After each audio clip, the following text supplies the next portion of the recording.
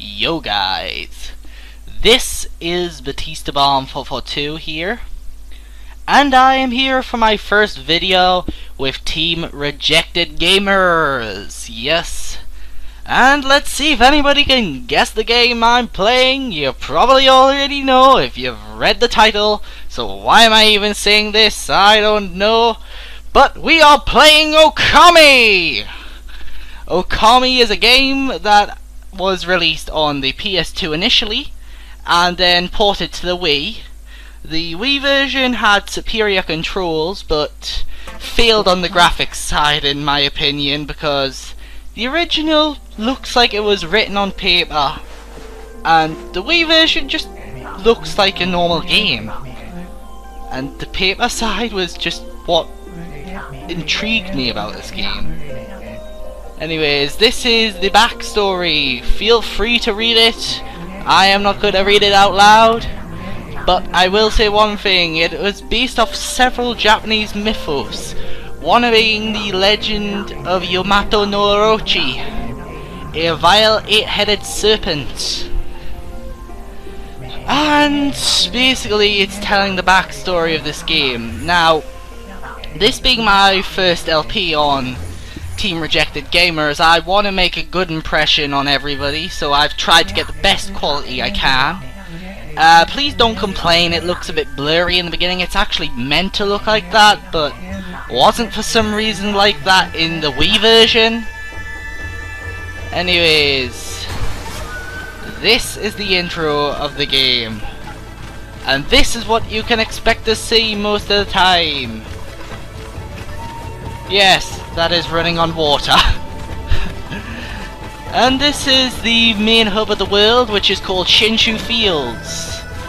I wish you could actually jump like that in the real game, but unfortunately you can't.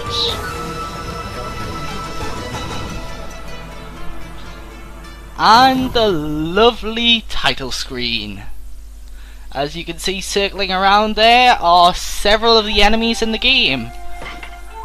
And like I've said, I am playing from the PS2 version because I believe it to be superior in everything but controls. Anyways, let's get on with this. This first part will be fairly long, but there's a reason behind that. I want to give you a taster for the full aspect of this game, and in the beginning it's very slow. Yes, we've got a long drawn out cutscene, so prepare yourself. Long ago, a tiny hamlet known as Kamiki lay nestled in a grove of proud and beautiful cherry blossoms. Each and every tree around the quiet berg was honoured as a god.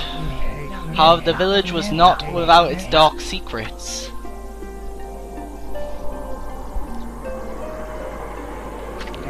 To satiate the appetite of Orochi, a fearsome cave-dwelling beast, a young maiden was offered as a sacrifice at the annual festival. With a body like a mountain and 8 heads mounted on necks the size of tree trunks, its blood-red eyes alone were said to curse anyone who gazed into them. No one dared disobey the horrific beast.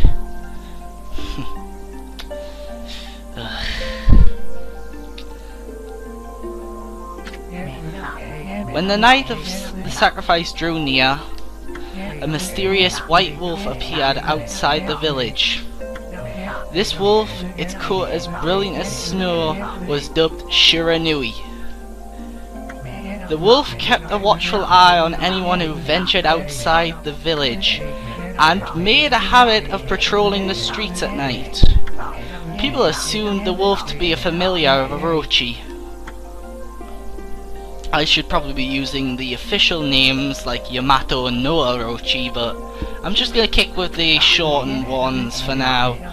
One villager took it upon himself to face the fearsome Shiranui. The warrior Nagi attempted many times to challenge the wolf.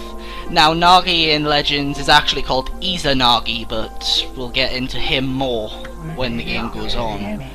but his attempts were thwarted by Shiranui's swift movements.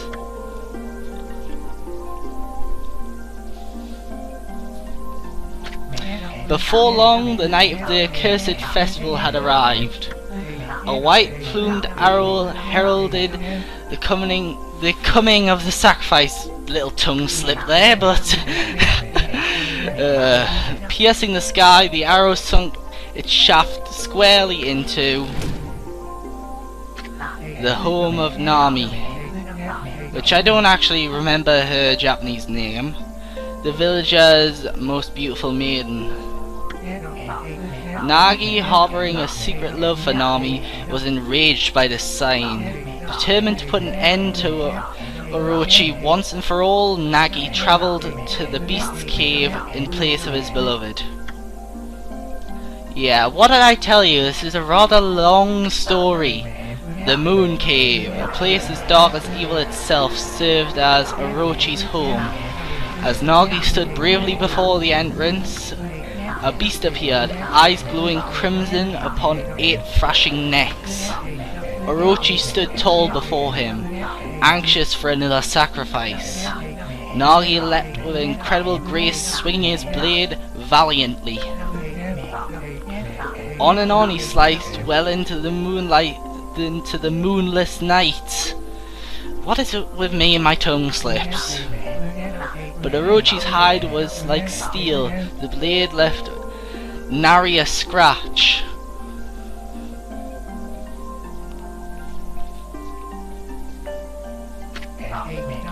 At long last, Nagi, his energy spent from the intense battle, dropped to his knees, fatigued and gasping for breath. He knew he was staring death in the face. It was then that the wolf appeared. As if to protect Nagi, it stood its ground before Orochi.